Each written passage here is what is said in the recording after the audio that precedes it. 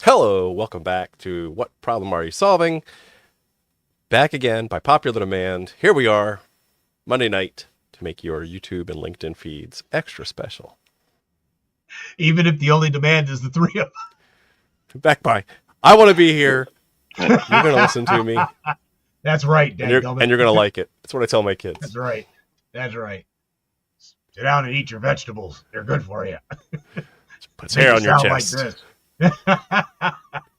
But Daddy, I don't want to hear much. Just shut up. Yes. All right. Well, back to our usual opener. Adam, what problem are you solving this week?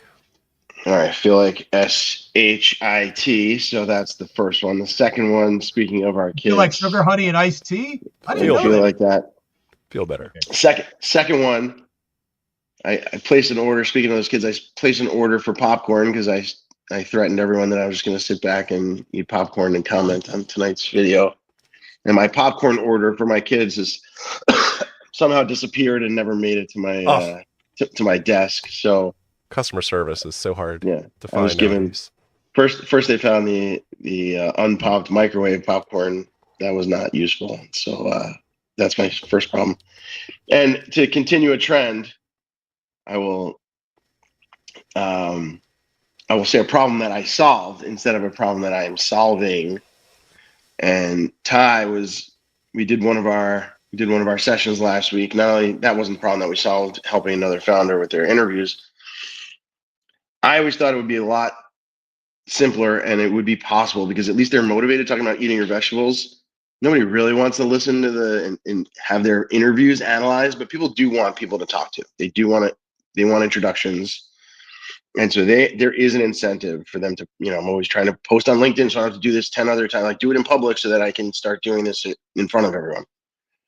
So we close, a lot of times I'll get founders to post who they're trying to talk to. And then my little trick there is obviously you have to refine. You can't just, when you do it in public, not only does it get views, but they have to be specific about who they're trying to talk to and who they want to get interviews, and they're motivated. So it's a good little trick. I've gotten over the hump where they'll post something, but finally people started coming in from the rafters and bleachers and wherever people come from. So we've gotten to step 2, which is people offering introductions.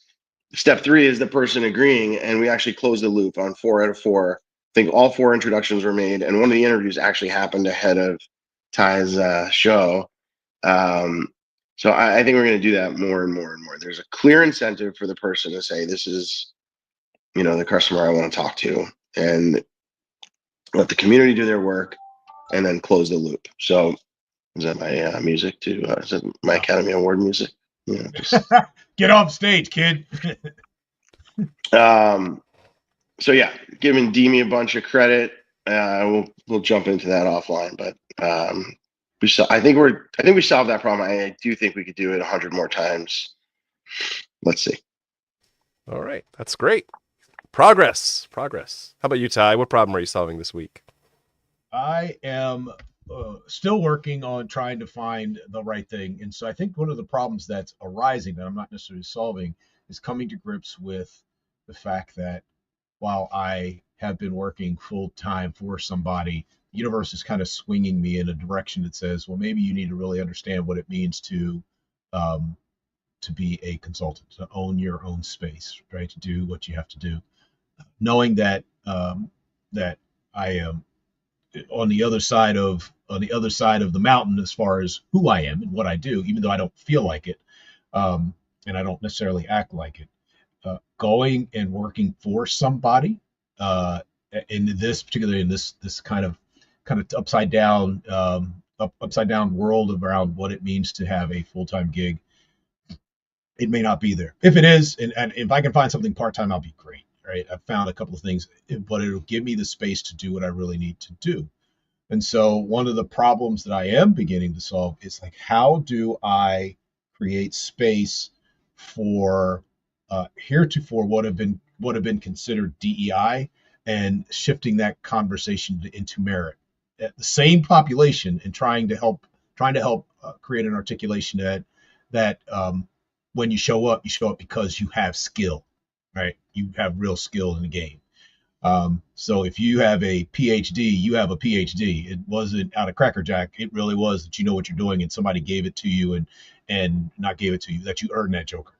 And so I want to solve that. And then the other part. So how do you create that space? And the other thing that I'm trying to solve is um, we were talking about a little in the pre-show uh, in terms of technology. So there's this legislation came out in 1980 called Bayh-Dole, as in Evan Bayh and Bob Dole. They came together, produced some legislation. Basically, was the beginning of reemphasizing tech transfer commercialization.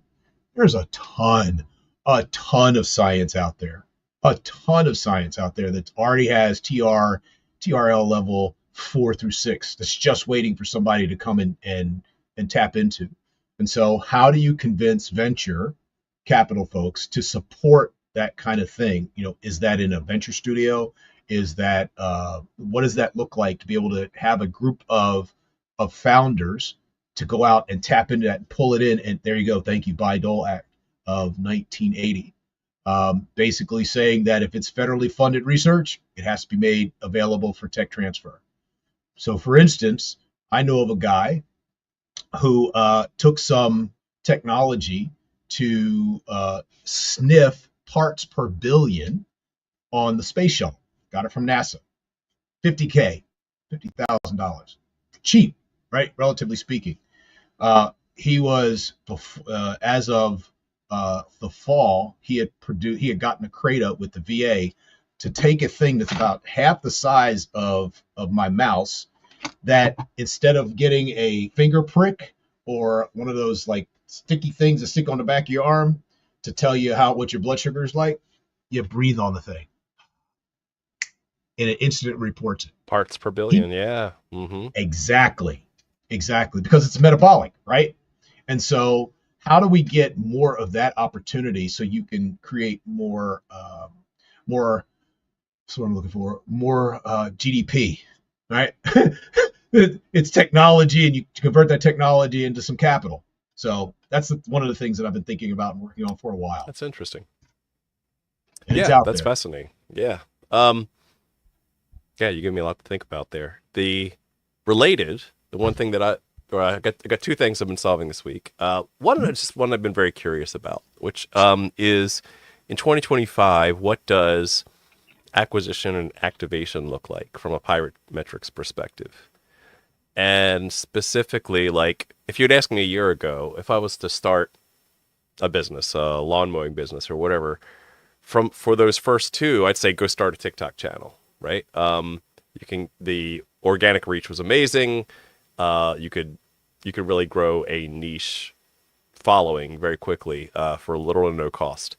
But now with the future of TikTok uncertain, and you see things now like LinkedIn having vertical reel videos that you can just kind of swipe through, very much like Instagram, TikTok, through LinkedIn, through professional network. It seems like there's an area for experimentation, what that would look like here in 2025, because I wouldn't start a brand new TikTok channel today, given that it could go away in 90 days or fewer. So that's one thing. And then from the engineer in me, the personal side of me, I recently was aware of our local library has a makerspace, and they've got quite a few little cool gadgets in there, to include multiple 3D printers and laser cutters and engravers and all this stuff. I was like, holy smokes. And a lot of it just sits there, not being used. And it's like, it's there for the taking. It's really kind of cool to see, just something fun to play with, something to create, something to, get my kids to start dabbling in from a STEM perspective. I don't know. It's just, I'm curious about what cool things that we can take advantage of just right in our backyard for free. It's funny that libraries aren't the libraries that I'm older than both of you, aren't the libraries that when you all were younger, right? Especially me, because it was just a bunch of books. And so we have some of the same stuff in the libraries around here where it's like, oh, they got maker spaces, you can do all this stuff. Like, where, what? And that Oh yeah. librarians aren't books people anymore. They No, are that's true. true information providers, That is true. purely information and access. Hmm. It's really fascinating. It really is. It really is Hmm. how the services provided are changing to the times. Yeah. So that's pretty cool. So I wanted to ask you, I don't know who's listening to the channel who will eventually listen to this, but you talked about the art of acquisition activation. Could you just talk a little bit more about the Yeah. pirate metrics, and so you could pull the string on that a little bit, because I think it's interesting. Absolutely. Because we talk a lot on this channel about like having good product market fit and making sure you're building the right solution to solve someone's problem or job to be done. And then let's just assume you've got that locked down. How do you make people aware of your goods and services, right? So that's really the first step is starting to, in an advertising kind of way or marketing kind of way. How do you just make people aware that you exist and then get them to do something to make that first connection with you, whether that be submit an email, do a pre-order, provide some personal information, put a credit card number down, whatever that is. That's the activation step. So, from an acquisition perspective, are you starting a social media channel? Are you running ads, Facebook ads, LinkedIn ads, TikTok ads, right? What does that look like? Are you putting flyers under people's windshield wipers? Like, there's lots of ways you can do acquisition. And with the changing of the times and with changing of platforms and AI, what worked last year may not work this year. So I'm always curious about what's the next thing that works, not necessarily what you want it to be. I No, think I that's a like whole that. episode. You know, go ahead, Mike. Go ahead. Nah, Okay. I'm exhausted. You go. Now, all I was going to say is what I really appreciated is I know R, right, and have known about it for 10 years or whatever. But this is one of the first time. So acquisition, activation. If I had to make it more simple for people to understand, I was like, are people aware? A, and can you do some kind of activity? A, right? Acquisition, activation. They seem like big words, but I think what you've done is to describe it in a much more simple. I don't even know I exist. Right. Right. I think I got something, but how do I know that they know that I know that they know that I have something? Yeah, that you Right? exist at all. Can I get them to Exactly. do something with that thing? Right. Can I get them to do something based on that they know that As I'm in as as existence? Gary I Vaynerchuk like would that. say, you got to follow the eyeballs, like, because they're going to be distracted with Hulu and Netflix and whatever else is going on in their doom scrolling. But Right. how do you get there? How do you go where the eyeballs are? Not where you want them to be, because it's not always what you think is a good idea. Just like all the experiments we talk about on this channel, it's how do you make effective conversions. Hmm. Mhm. Adam was going to actually say something about it. Sounds like a whole nother show. I'd be curious, Adam, if you have it in you, could you say more about that? Where you were going with that? By the way, folks, he's not feeling the best, so bullied Adam for showing up, even not feeling well. I had to literally tie my head on to keep it straight on tonight. So that's yeah, my ears perked up when you said the same thing, like Ty, like the difference. I think the conversion or the activation, the funnel piece is interesting, and then you kind of went down the marketing path. I think awareness is going to be a huge problem. It's not about everything's going to be about not feasibility risk, but desirability risk over the next couple of years. I think we've gotten pretty consistent about that. But yeah, I think every founder is like, oh, if I only had money and if they only knew about me, right? Like everyone's problems would be solved. So Right. I was actually going down, a different track. I posted, maybe we don't, I was going to say we'll invite John onto the show. He has some ideas about, even in the customer discovery process, getting almost not even like almost like a pre-sale up built in so that that's even who you're interviewing in the first place. So you already have and I'll let him Interesting. describe it for himself. And Yeah. here's some firsthand knowledge. Even if we don't get him on the show for a while, I put a piece of content on here.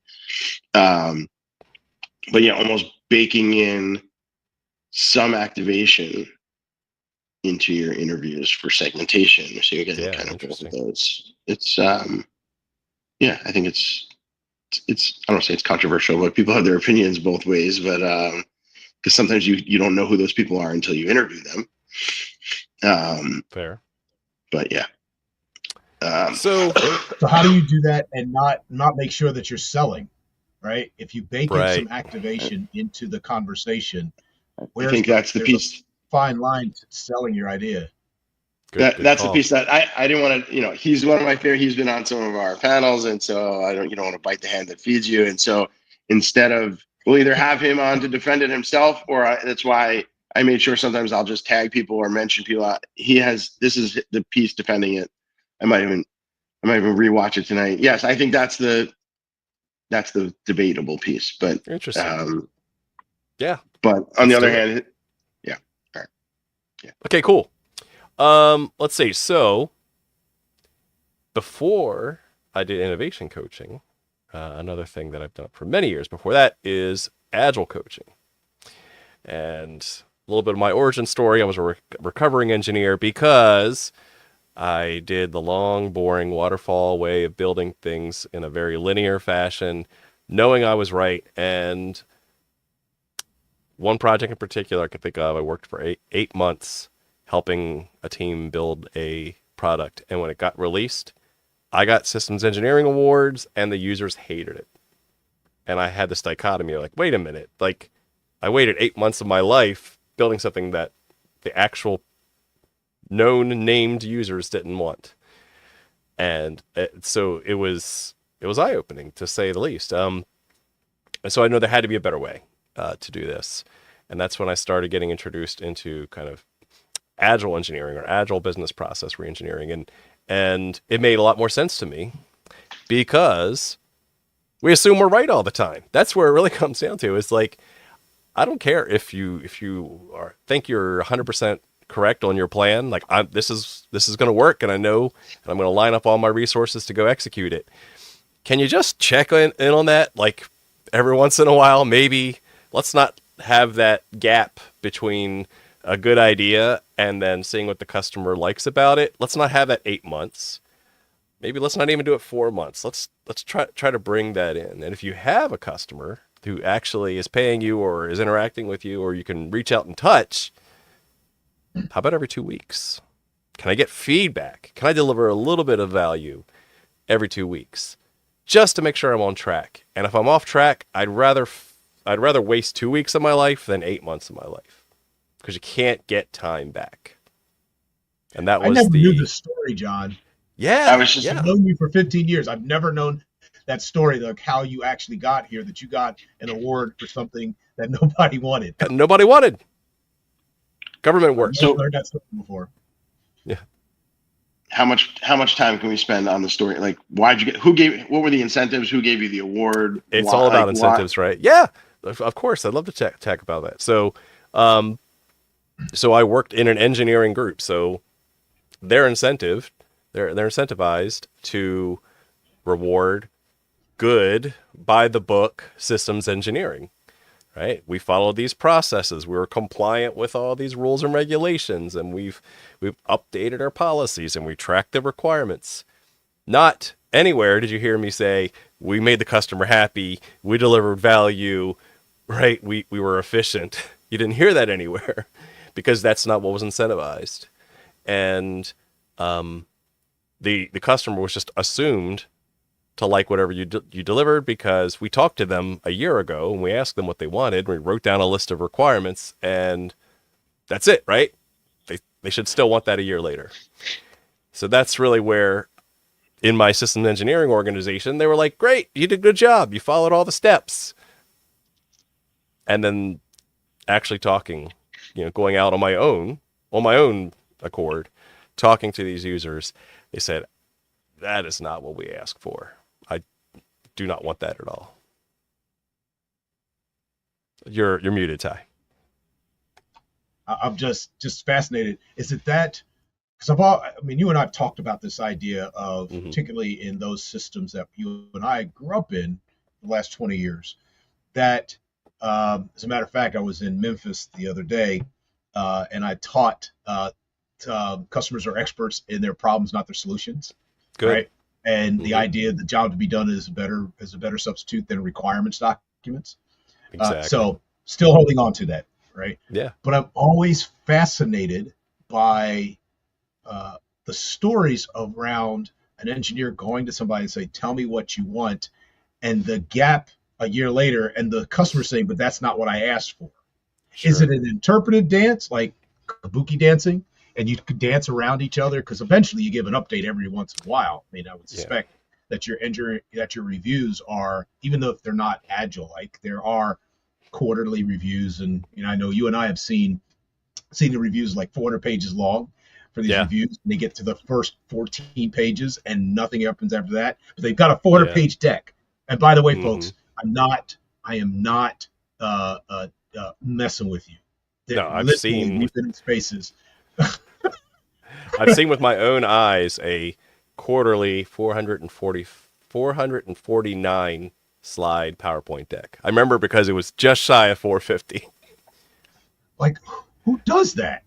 Right. Yes. And so, what happens between first that first requirements conversation and the Hmm. year later, even when you have these things, what is it that causes a customer to go, "That's not what I wanted, not what I said I asked for, but not what I Right. wanted"?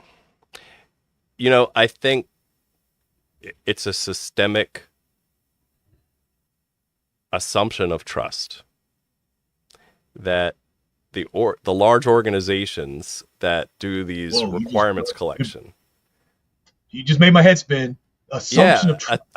I think that's what it really boils down to. To really break it down to its core essence is that the there's implicit trust between these two parties, these two different relationships, where the builders, the engineers, are assuming all I need from you is just to tell me what you want. And I'll go off in a corner and build it because you've already told me everything. Why do I need to go back and talk to you? Just let me, the smart guy, go in my corner and go build it. And then the other half of the relationship, the customer, is trusting that they were heard correctly, that it was captured correctly,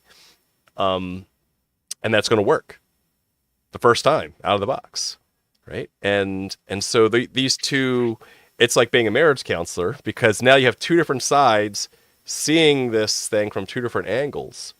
And what I think is b- below that is that it assumes that the couple likes each other, right? It assumes that there's an actual relationship of trust going on for the needs and the deliverables. I'm So always fascinated by the conversation of trust. I'm sorry, Adam. Just go ahead, please. No, go ahead. all right, and then I'll disappear for a little. Is Agile just, is it solving the trust problem? Is it just the check-in? Like, what problem does that? And I'm not trying Yeah, to no, be too like forcing this connection, but like, you know, what problem does Agile solve? no, I think you're absolutely right.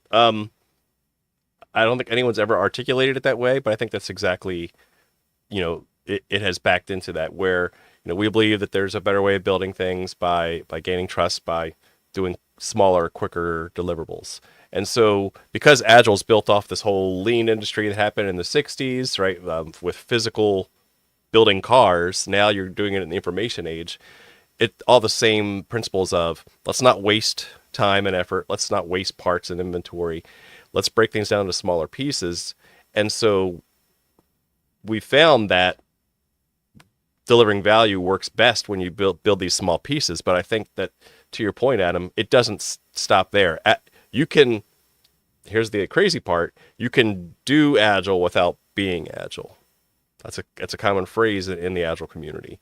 You can go through the motions of just, well, I'm building a backlog and I'm doing sprint planning and I'm doing a daily stand up without delivering any value to your customers, without making your customers happy, without, as we said before in this podcast, without making your customers fall in love with you or become your biggest fan, you can do all of those agile processes right and still be wrong. And so I think, and that's again where I wanted to talk about this too, because from the Agile Truths and Myths name of this episode, it really comes down to how over 20 plus years of the official Agile Manifesto, it's grown from being so customer centric, that your customers, kids' names, their dog's name, their favorite sports team, to where do I fit in this big scaled Agile framework picture, right? In this big org chart, where do I fit? And so you can see it gets so abstract that we really lost sight of the trust that's really supposed to exist between the giver and the taker, or those who ask for it and those who build it. So we ask for one thing, knowing that, so the customer asks, build me the thing. We come in, unlike Waterfall, which already has some set pattern of this will be this, and then we'll put up a Gantt chart, a 100-year-old piece of technology that will maybe get us to what we need to get a piece of software just getting deployed that could happen in a month, but we plan it in based as if it's a 5-year endeavor.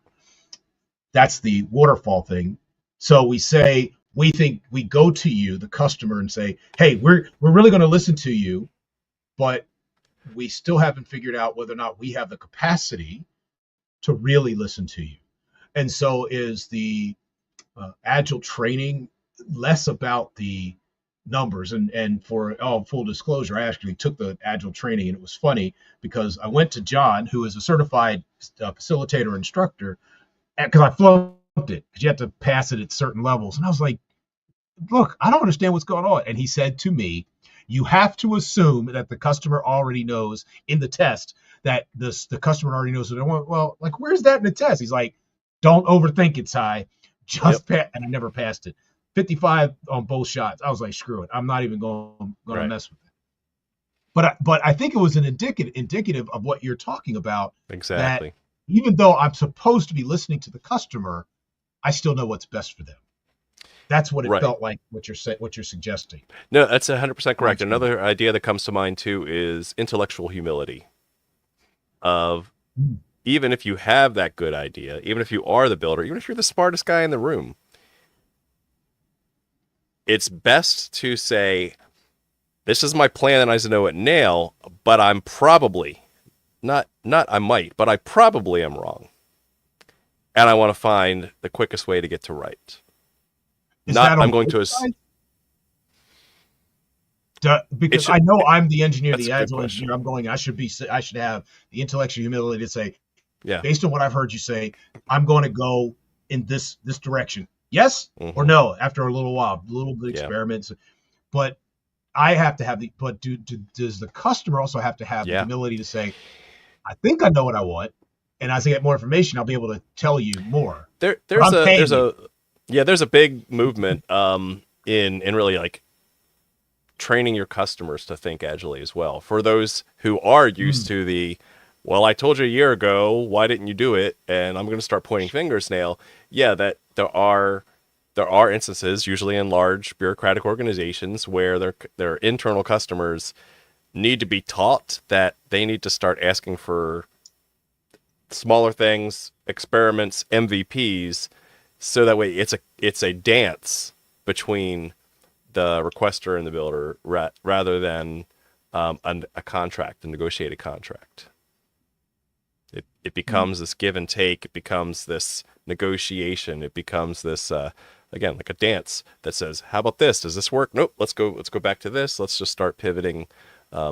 Which is why I like Lean Startup, because Lean Startup is Agile on steroids when you don't have a well-defined customer and you need to do things not in 2-week sprints, but maybe in multiple times per day sprints, if you want to think of it that way. Adam? It's interesting because Adam talked about talked about, and I want to hear from you, Adam, about this idea of incentives. So it seems to me, John, you're talking about two different kinds, maybe even more, but at least two to come to mind. One is a financial incentive, right? I need to get paid. The other one is a Fair. behavioral incentive, right? Can my behavior align with the thing that I'm requesting, right? Because I think that Hmm. there's also that piece of incentivizing the customer. So you talked about training the customer. Can I get Hmm. them to behave, incentivize them to behave in such a way that they'll give me what I need to give them the product that they think, or that Right. we are going back and forth, a kabuki dance of going back and Hmm. forth of figuring out what that might be. Hmm. I don't know, Adam, you were gonna. Yeah, I called your name up there, bud.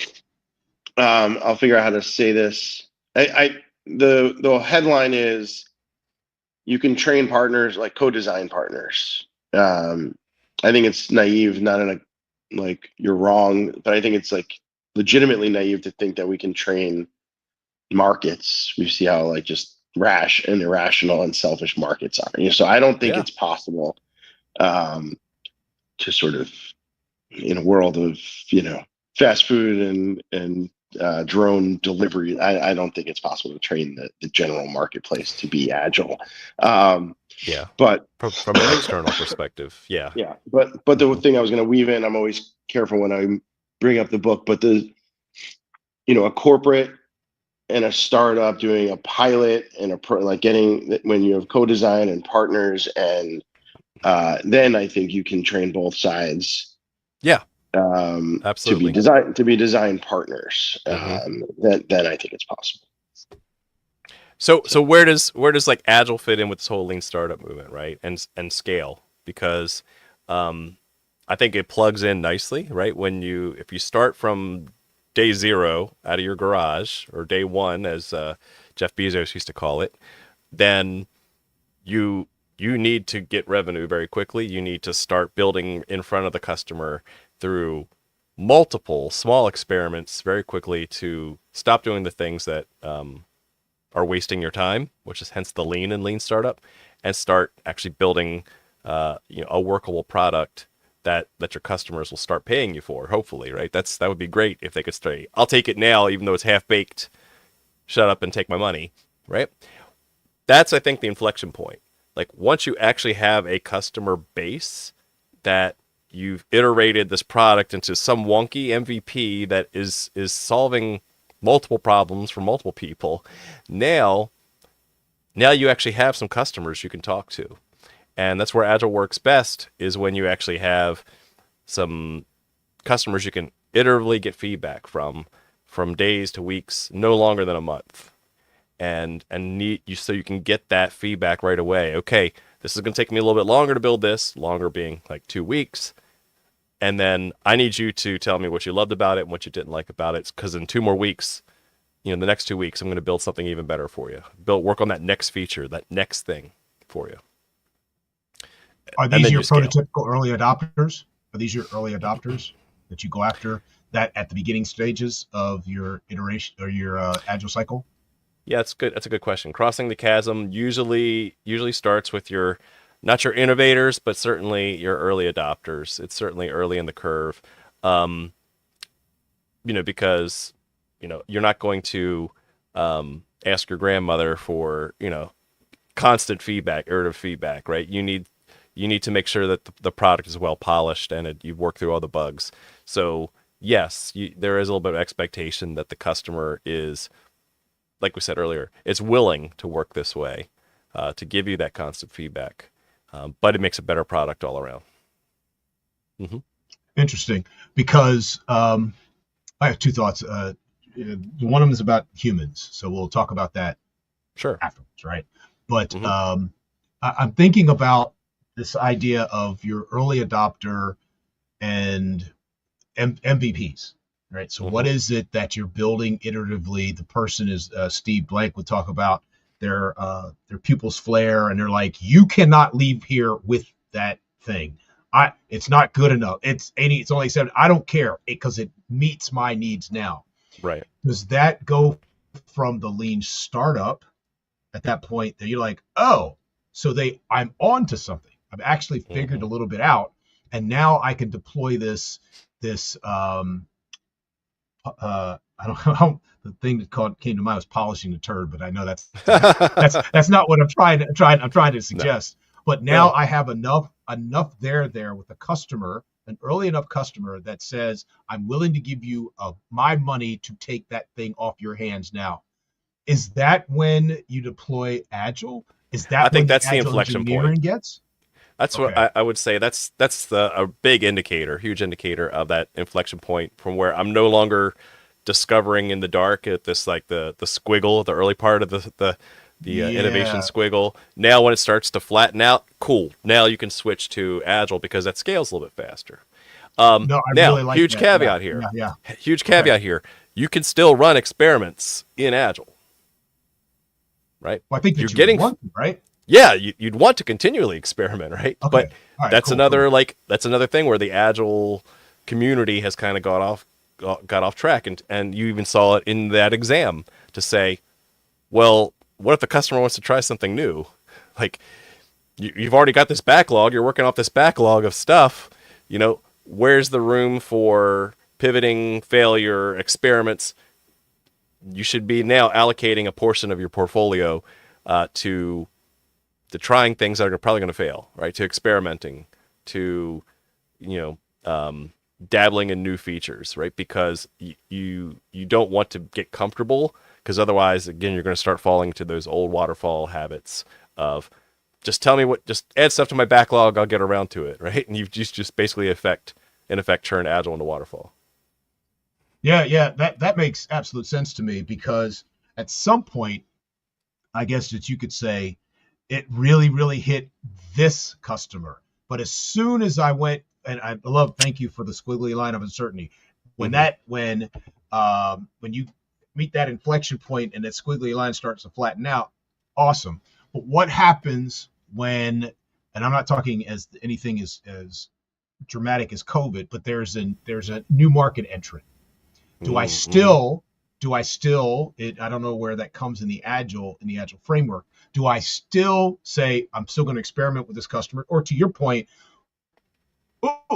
time to go back and in the that the do loop, for lack of a better back, not OODA loop necessarily, but is it Right. time to go back and really start to um, understand what is really being built, and do we need to take advantage of more experiments to get back into an agile environment?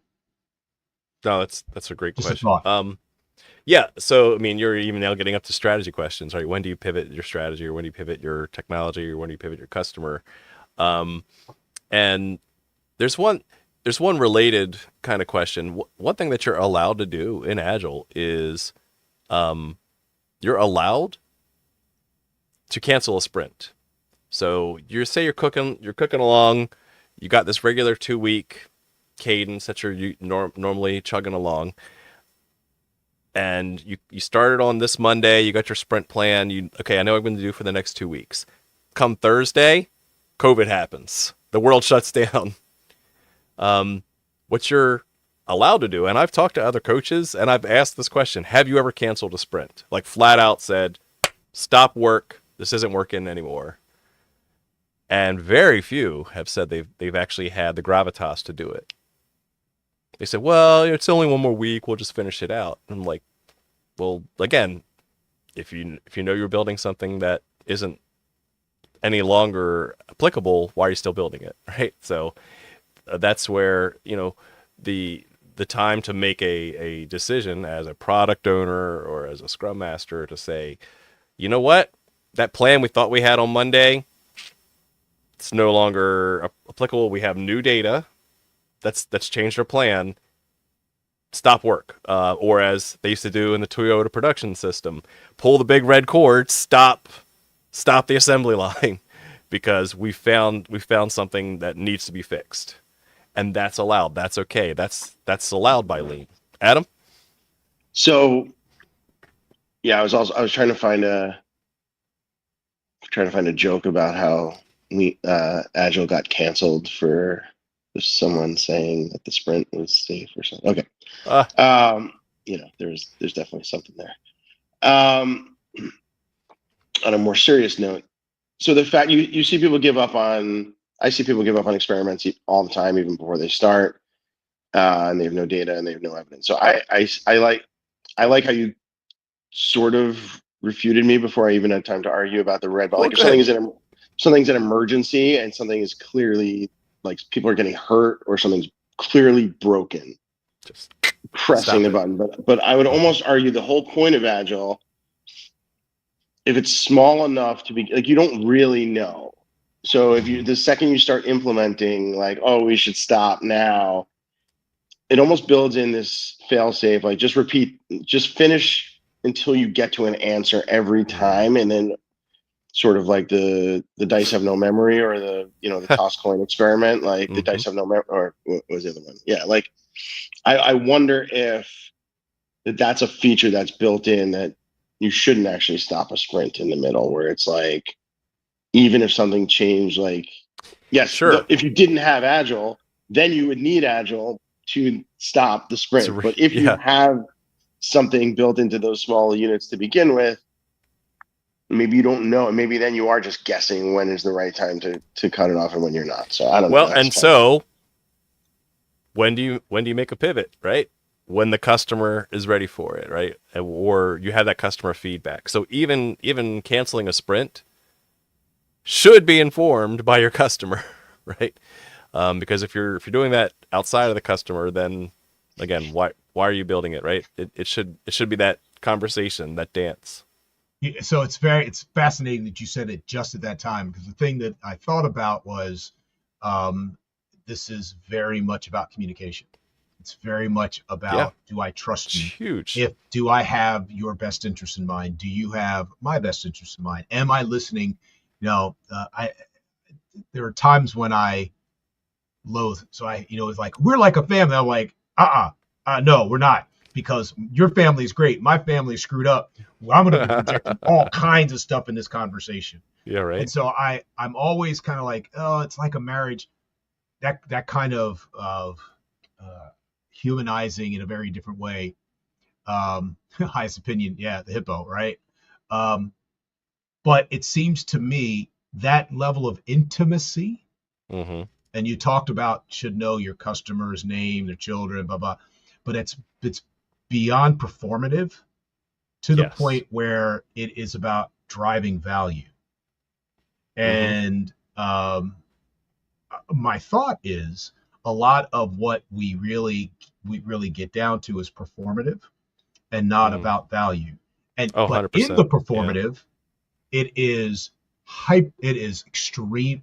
Outside, if you're not doing performative, when you are like doing the work, it is extremely intimate, right? And my sense Hmm. is that the human part of this is afraid of that. Oh, There's a lot absolutely. of Well, fear. and let me add to that and say that the performative part comes to where there's the agile coaches are a dime a dozen now. The industry is Mm, saturated because mm, anyone can pass a 2 day course, I think a 1 day course, and get a couple letters behind their name, and all of a sudden they're certified to be agile. No experience, right? No prior knowledge, but now they're instantly a certified Scrum Master, right? And so I have those 3 letters. Someone right off the street has those 3 letters. How do you know? How do you differentiate? How do you make sure that there's this unique value proposition from an agile coach or someone who just says, "Well, the book says you do sprint planning on day 1, you do a daily stand up for 15 minutes every day," but without being able to understand context, have a relationship, understand value, because that's where you can do agile and not be agile. And so I'm so glad you used the V word, because part of that relationship is finding out what is valuable to your customer. yeah, And it yeah. doesn't necessarily always mean building something. So when we talk about early sprints, for like, hey, well, I don't even have my software installed on my computer. Congratulations. Like, that is still valuable. That's work. It takes time. And you can demonstrate at the end of 2 weeks, hey, this is what I was able to get done so I Excuse can me. make you happy. right? And value could be as simple as that. Value could mean lots of things. It could mean, recoding to make it more faster, more efficient. It could mean, hey, I need to take some time to go learn this new AI tool that our company just installed, right? Right. That's value. It's not just how fast can you crank out widgets. And again, that's another thing where the Agile community, especially of not experienced Agilists, will just say, just do more stuff faster, right? And that's not the spirit of Agile. The one thing that I learned from you as an engineer, as a not engineer, as a person who thinks as a scientist, but scientifically, not as a scientist, but scientifically, but not an engineer. You told me one time, Ty, the last thing you want to do is to automate a bad process. Yes. Right. Absolutely. And so I've kept that in my back, my toolkit that I, put over my sling and put my tools in my shoulder, because I don't know. You're the only Agilist I really know, but I can't imagine that you have somebody who doesn't have the fortitude to say, time out. This is dumb. Why are we doing this? We need to figure out something different, which takes a level of maturity. And experience. What's the song? Experience is a good teacher, right? It takes a level of maturity to do that. Mm-hmm. But I mean, just to go and hire somebody who doesn't have, if I'm and I can't blame the customer for, hey, I got this requirement. Somebody does, Agile, and I'm just gonna be able to do this. Hire somebody off the street. But I would hope that a customer would go, how would you handle, like a behavioral interview? How would you handle if I say no? Yeah. Right. Yes. Stupid. Yes. You're doing stupid stuff. Yeah, and that's where I wish there were some sort of, I wouldn't say litmus test or certification, or some way you can separate the less experienced from the more experienced, where you're going to have to deal with hard customers. You're going to have to deal with bureaucracy and policies and laws, right? You don't get that out of the book, right? Hey, we want to deliver this thing. Yeah, but if you do that, it's unethical and against ITAR compliance, right? How do you deal with a customer who changes their mind every day? You can't do a 2-week sprint if the customer's adding new stuff all the time, right? So that's where there's the book smarts versus the street smarts, right? How do you balance the intent of Agile without just saying, well, step 2 says I need to have a daily stand-up today, so we're going to hold a daily stand-up today, and we're going to talk about things during the daily stand-up today. How do you do Agile? I wanted to... How do you do Agile when the customer changes his mind every day? You actually say, congratulations, we need a new process, right? I usually, tell them the benefit of, hey, by the way, just as a reminder, this is why we're doing this 2-week process. It's now come to my attention that you like to get feedback, get that OODA loop smaller than 2 weeks. So what would you think about doing a 1-week sprint? What would you think about doing every 2-day sprint? What would you think about doing a daily sprint, right? And have to have the flexibility to change for the customer's benefit. That's a good question. Mm-hmm. The part that I came to, and I wanted to speak about this earlier, and I said I want to come back to the human part of this. Gary Hamel wrote a book called Humanocracy, where it is about challenging the bureaucracies that we find by placing the human at the center, or at least the not at the center, but that is an integral part of the conversation about how do you manage all of this stuff that is a bureaucracy.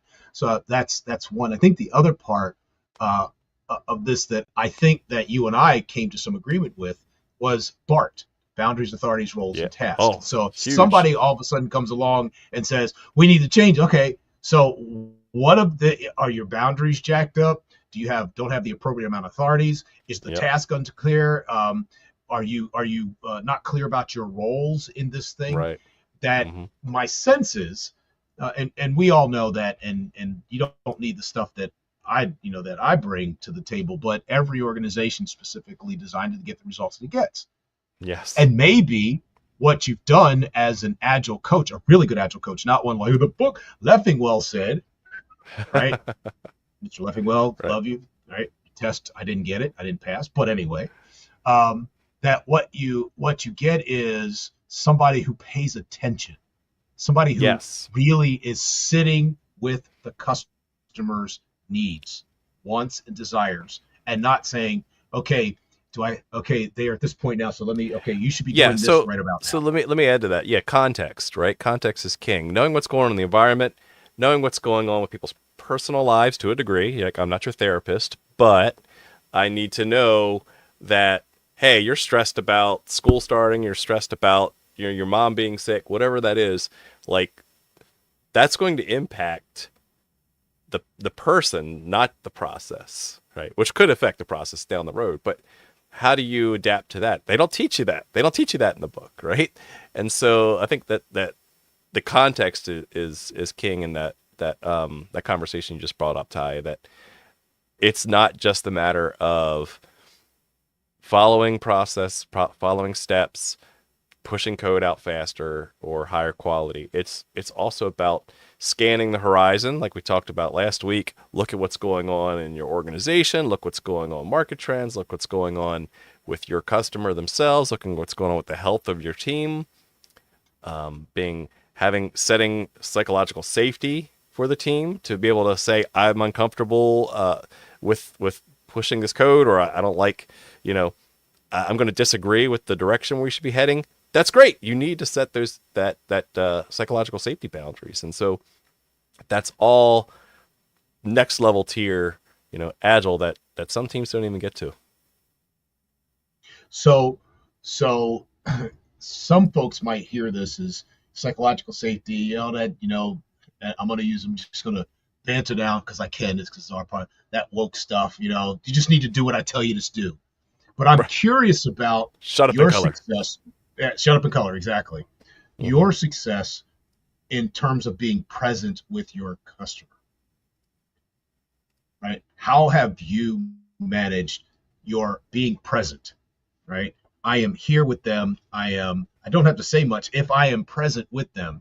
One of the things that I Mm-hmm. appreciated about the work that we used to do, in the from 2017, we started working on OVI, 2016, 17, up through Mm-hmm. 2021, that we were present with each other. Like Yes. literally, we would do stand up. Like our 15 minutes was a 15-minute stand up, and I don't even think we were doing agile. It was just a way for us to be present with each other Right. around the work that we're going to be doing during the day, and that allowed us to go and look at each other in the eye and say, "You ain't good today, are you?" "No, I'm not good." "Okay, I got you. I got Yes. you." Yeah. Right?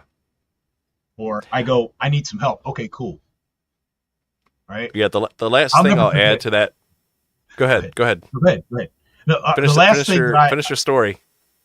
the thing that I remember most is the work that you and our colleague were going out to. You're going out to St. Louis and you're going to do some work. You're like, what do I know about it? I'm like, show up, be yourself, Be there. Yeah, I learned a lot right? from that. You're going to do Yeah. some work around. We had a piece of work around culture. You're like, Mm-hmm. two white dudes. What are we going to do? You're going to bring yourself. That's what you're going to do. And Yep. it was so cool to see you both go, oh yeah, we're not absent of culture. We just have a No. different way to bring culture. Mm-hmm. And we bring that and we can be successful in it because people Exactly. see us showing up, which was really Mm-hmm. cool. It was really cool. That's my Well, story. thank you. Yeah, learned a lot from that. Yeah, that was really cool. So Adam's had some good questions in here. You want to wax poetic about those, Adam? I don't know. You can pick the one you like. I know it's not the other question about the keywords. I know it's not about those things, but it is. If you want to go on the scaled piece, Let's talk scale. but then because then even ties stuff about um, blockers and efficiency and Yeah. work in progress and um, where does Kanban versus scale, Yeah. agile, or is Yeah. All Kanban right. So part of? So, but I know that's not the question to bring up 2 minutes to the buzzer.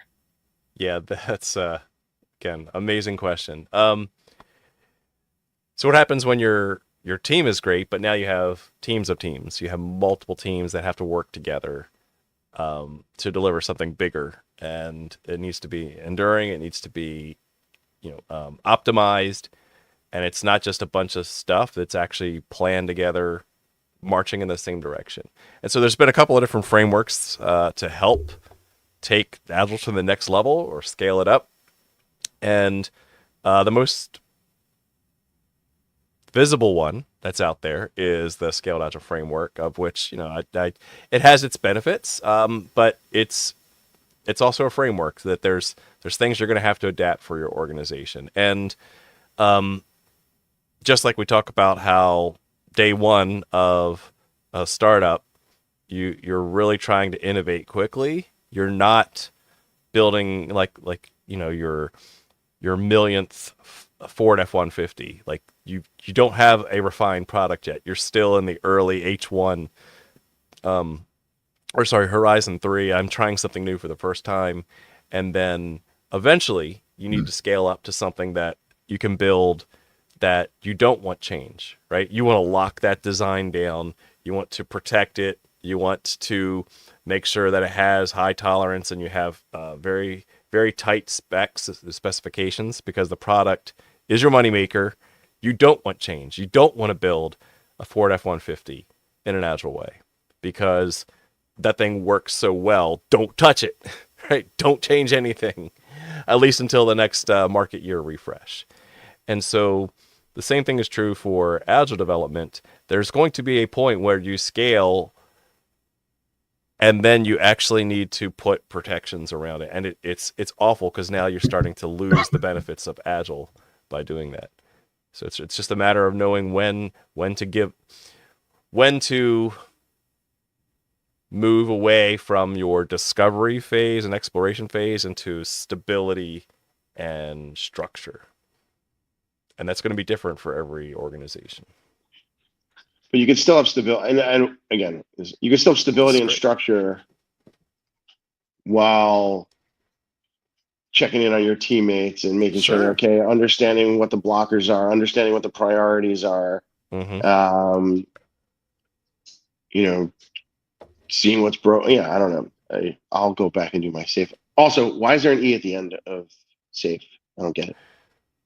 Yeah, I know. It's so that way it makes a word and not SAF, not SAF. Exactly. Yep, it's marketing. That's why. That's the real answer. The Scaled Agile framework is making a ton of money with a lowercase c. What? Yes. So what he doesn't tell you, Adam, is that, I don't know if you've seen it, but they've actually incorporated the BMC into this whole thing. And I've watched John's eyeballs flip around in his head like a slot machine. Yeah. Yeah, they bolted on a few things that I don't think they needed to bolt on. And so, as you can imagine, live, Ty. Remember, we're live, Ty. As you can imagine, that with any corporate process, with Agile or not, the more rigorous you get, then it only works. It only works if you're maintaining the foundation, if you're continuing to do the foundational work. So, in other words, safe doesn't even work if you don't have good Agile teams. Safe does not work if you don't have good, high-performing Agile teams at the bottom. And as soon as one team, you either bring a new team on or one team gets moved somewhere else, congratulations, you got to bring the whole camp back together and figure out how do we optimize, because it doesn't matter how fast managers throw in epics at the top of the funnel. Like, just, hey, again, there's a lot of work that has to happen to reset all of what makes a good, well-formed team execute, both from a process, psychological perspective, etc. So, yeah, that's where, again, we can fall. It's very easy corporately to fall into that process of, well, just follow the big picture, just follow the big process, and lose why we're doing it in the first place. I just had a traumatic like one of those when you start talking about epics and all I remember is like, what in the world are they drawing It'll on be the okay, board? Ty. It'll be all right. I'll give you a hug later. It's fine. I'm telling you, man, I was like, Adam, literally, I was like, what is all of this stuff? Just I don't get, and I'm not an engineer, but I understand that the engineering mind can follow that. It can follow that all the way from this big thing. But I literally was like, but how do we know it's on the right? We get it at the beginning of the funnel. Just If trust you're it, on Ty. it down Trust to the like these process, little man. pieces. Trust it. Don't worry about it. Oh Don't my ask God. questions. But you know what's interesting, and this is just a quick aside. In athletics, they have this concept that came from the Soviet when the Soviet Union was the Soviet Union, and their process was called periodization. And periodization was you have what's called Olympic year, and you break an Olympic year down into a year, and then year down into that, so you could literally See, there you go. plan a workout for an entire 4-year cycle based on Love it. your first workout after the end of an Olympics, like whatever that, and literally down into 90-minute blocks. And if you plan it right, you build. So you go and you build and you flat out, and you go and you flatten out and you go and you see these leaps in performance. And so intellectually, I get it. I was just like, what in the world are we doing? Yep. And we still haven't talked to anybody. Yeah, right. All right, so here we are. We're at time. You guys Wow, have another one hour just more. like that. Yeah. You guys have any one last stump the chump kind of questions for edge cases or anything strange or unusual, or why it wouldn't work? Go ahead, Ty, and then I got to stump the chump. Sure. And it's not about stump the chump past, but stump the chump future. What happens with Agile and AI? Yeah. So yeah, planning horizons are a lot shorter. That again, AI is changing so quickly. Just the platforms, the technology, and we're not even talking about the skill sets and the people and cross-functional training of our team. So I like this hybrid approach between the agile and the lean startup way of thinking. In other words, where industry average is to do a 2-week sprint. I personally, I've always been a fan. Me personally, just of the type of the work and the work week. I like getting a plan on Monday and delivering something on Friday. So I like bringing that OODA loop, that decision loop back, and get some value and some feedback from your customer within that time frame. Now our OODA loop is not just customer informed; it's also technology informed, and so we have to be making sure that we are delivering value within that window. And I'll give you a real world example that during the peak of COVID, when I started my most recent job, there were the one team I was coaching.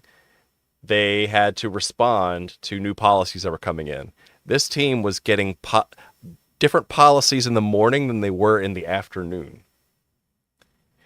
And so their sprint, they had to do a morning stand-up, a lunchtime stand-up, and an end-of-day stand-up just to react to all the leadership changes and wants and needs and everything.